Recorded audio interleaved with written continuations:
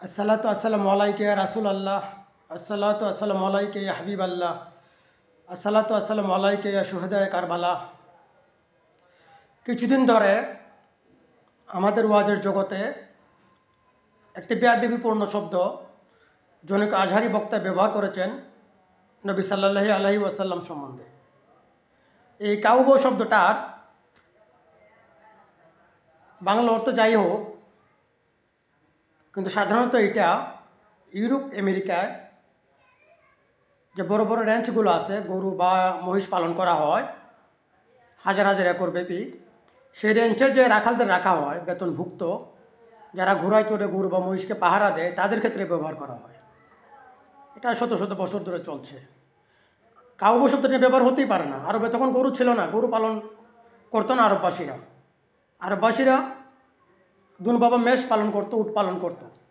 নবী সাল্লাল্লাহু আলাইহি ওয়াসাল্লামের ক্ষেত্রে এই শব্দটা ব্যবহার করা একেবারেই অজ্ঞতাপ্রসূত এবং বেয়াদবিপূর্ণ।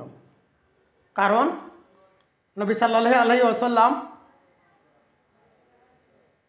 তখনকার যুগের ব্যবসায়ী গোত্র কুরাইশ গোত্রের হাশিমি শাখার জন্ম নিয়েছেন, যে শাখাটা, যে বাড়িটা যারা কাবা শরীফ জিয়ারত করতে যেত তাদের নাজরানের উপর ভিত্তি করে চলতো, এবং তারা ব্যবসায়ীও ছিল।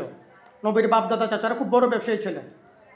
আবু তালেব আলাইহি ওয়াসাল্লামেরই হাজারো উট ছিল, যেটা প্রমাণ আছে তখনকার ইতিহাসে। আব্রাহা যখন আক্রমণ করতে আসে তখন উনি শুধু আব্রাহার কাছে গেছিলেন যে আমার উটগুলো তুমি নিয়ে যেও না, উটগুলো ফেরত দাও। আব্রাহা বলেছিল আপনি উট ফেরত নিয়ে আসলেন, কাবা শরীফ রক্ষার কথা তো কিছু বললেন না।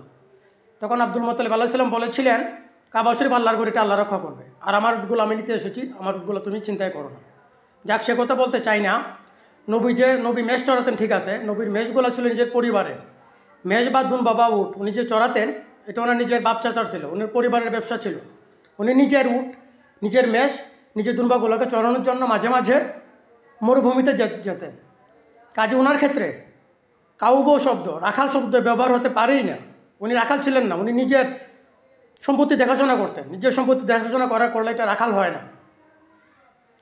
প্রিয় মুসলমানেরা, আমরা জ্ঞান অর্জন করতে করতে এত বড় জায়গায় পৌঁছে গেছি, আমরা এখন ইবলিসকে পার হয়ে গেছি। ইবলিসের চাইতে বেশি জ্ঞানী, বেশি বড় আলেম আল্লাহর জগতে সৃষ্টি হয় নয়। আল্লাহ সবচেয়ে বেশি জ্ঞান দিয়েছেন, সবচেয়ে বড় আলেম বানিয়েছেন, সবচেয়ে বেশি ইবাদত গুজার বানিয়েছিলেন আজাজিলকে।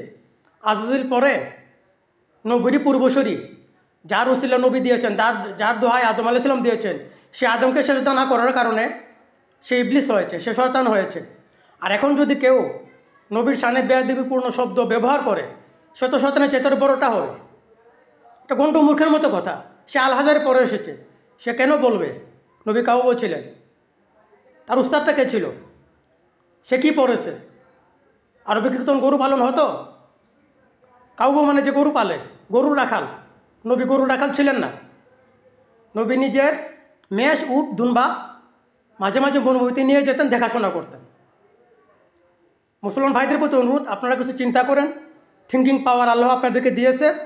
শুধু আলেম হলেই হবে না, মুসলমান হওয়ার জন্য আলেম হইতে হয় না। মুসলমান হওয়ার জন্য আল্লাহ এক এবং নবীর প্রতি ভালোবাসা লাগে, এতটুকু মুসলমান হওয়ার জন্য যথেষ্ট। আর নবীর নামে বেয়াদবি করে আলেম হয়, আল হাজারে পড়ে এসেছে, মদিনাতে পড়ে এসেছে, দেওবন্দে পড়ে এসেছে, এই বেয়াদবগুলোর কোনো দরকার নাই। এই বেয়াদবগুলা যে ইবলিসের পেছনে নামাজ পড়ুক। খুদা হাফেজ।